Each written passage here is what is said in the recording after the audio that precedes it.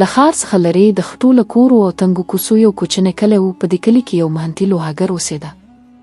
د هغه د لاس کار دومره صاف او ښه و چې خلک به له لرې لرې ځایونو څخه ورته راتله. د هغه یو زوی و چې نوم یې ایان و. هغه ساده لږ خبرې کوونکی خو ډېر هوښیار او پاک زړی هلک و. د کلي خلکو به ویل دا د لوهاګر زوی دی، د اور او اوسپنې ترمنځ لوی شوی دی. خو هیچا ته دا معلومه نه وه چې د دې هلک ژوند به ډېر ژر د داسې دوکې سره مخ شي چې هر څه به بدل کړي. یوه ورځ ناڅاپه په کلي کې شور جوړ شو. جادوګر راغلی دی له ښاره. جادوګر رنګارنګ کالي اغوستي و، په غاړه کې موتی و او په سترګو کې یوه چالاکه ځلا وه. خلکو ویل چې هغه ناروغي رغوي، تقدیر بدلوي او حتی سره زر خاورې ته اړوي. ایان هم د خلکو په منځ کې ولاړ و او کتلې. د جادوګر خبرې د شاتو په شان خوږې وي، خو په سترګو کې داسې څه و چې زړه ته نه لګېده.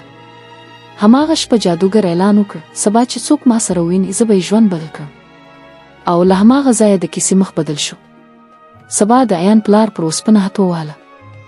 ایان په ارامه ویل ابا، خلک وایي جادوګر قسمت بدلوي. پلار هته ودروله، ژوره ساه یې واخیسته او ویل زویه، څوک چې له محنته تښتي او جادو لټوي اکثر د دوکې ښکار کیږي. خو د ایان په زړه کې پوښتنه پاتې شوه. هماغه ورځ جادوګر د لوهاګر کور ته راغی او ویل ستا زوی ډېر هوښیار دی، زه ښار ته بیایم او لوی سړی ترې جوړم. د ایان مخې ته د خوبونو او لالچ نړۍ خلاصه شوه. جادوګر ویل یوازې 3 ورځې به زما سره وي، که مو خوښه نه شوه بېرته به یې درولېږم.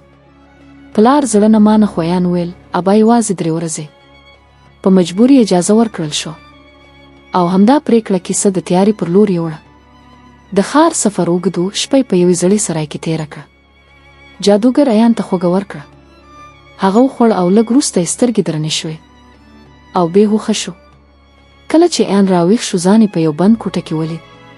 په دیوالونو کې زنځیرونه وو او له باندې د خندا غږ راتلو. د جادوګر غږ واورېدل شو زویه، څوک چې ژر شتمن کېدل غواړي لومړی بندي کېږي. اوس د جادوګر اصلي څېره ښکاره شو. هغه یو دوکه باز و. ماشومان به یې بندیانول، کار به یې پرې کاوه او مجبورول به یې چې خلکو ته دروغ وایي.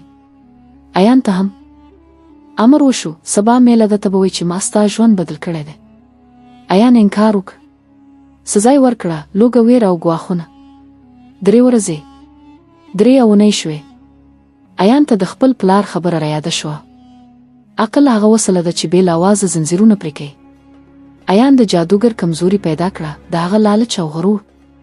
هغه وویل که ما ته پر سټیج موقع راکړې زه داسې کرشمه ښودلی شم چې خلک به تا پاچا کړي.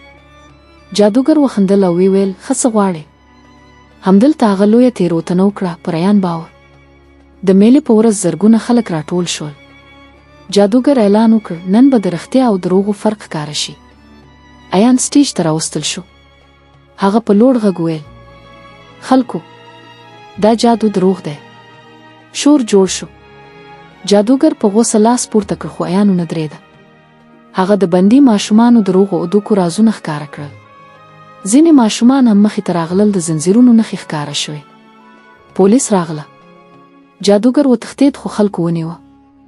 جادو ختم شو خو حقیقت پاتې شو. ایان آزاد شو.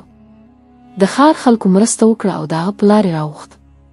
کله چې پلار او زوی سره مخ شول یو بل یې په غېږ کې ونیوه او وژړل. کله چې کلي ته بیرته لاړل خلکو ورته په درناوي ودرېدل.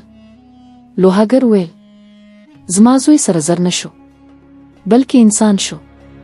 ګرانو ملګرو، د دې کیسې څخه موږ دا زده کوو چې کومه لاره چې اسانه ښکاري اکثره د دوکې ډکوي، او هغه رزق چې په محنت ګټل کېږي هماغه اصلي جادو دی.